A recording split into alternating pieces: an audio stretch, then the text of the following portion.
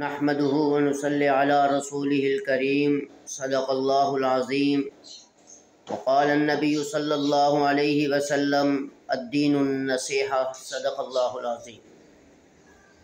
میرے عزیز نوجوان ساتھیوں، علماء نے ایک شخص کا واقعہ لکھا ہے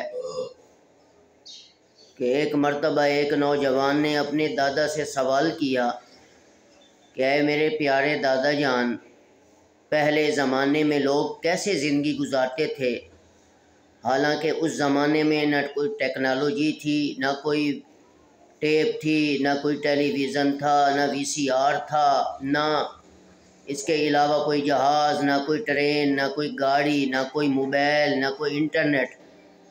تو دادا جان نے جواب دیا، بالکل اسی طرح میرے بیٹے جیسے آج آپ زندگی گزار رہے ہو کہ نہ نماز، نہ روزہ، نہ حج، نہ زکوٰۃ، نہ صدقہ، نہ عطیات، نہ عبادت، نہ تقوی، نہ پرہیزگاری، نہ اخلاق، نہ شرم، نہ حیا، تو اس کے باوجود بھی تو تم زندگی گزار ہی رہے ہو۔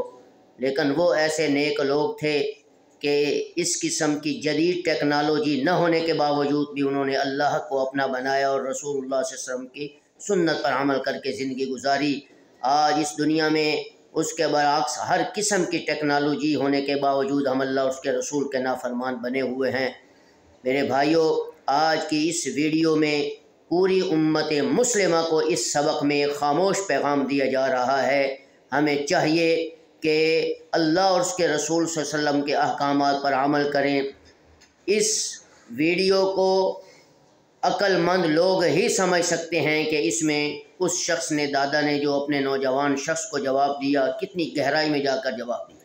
عقل مند شخص ہی سمجھ سکتا ہے، آج کے اس سبق کو دانشور آدمی سمجھ سکتا ہے کہ اس دادے نے جو جواب دیا کس انداز میں دیا، اس کے جواب دینے کا کیا مطلب تھا۔ میری دعا ہے اللہ رب العزت ہمیں اللہ اور اس کے رسول صلی اللہ علیہ وسلم کے احکامات پر عمل کرنے کی توفیق عطا فرمائے۔ السلام علیکم ورحمۃ اللہ وبرکاتہ۔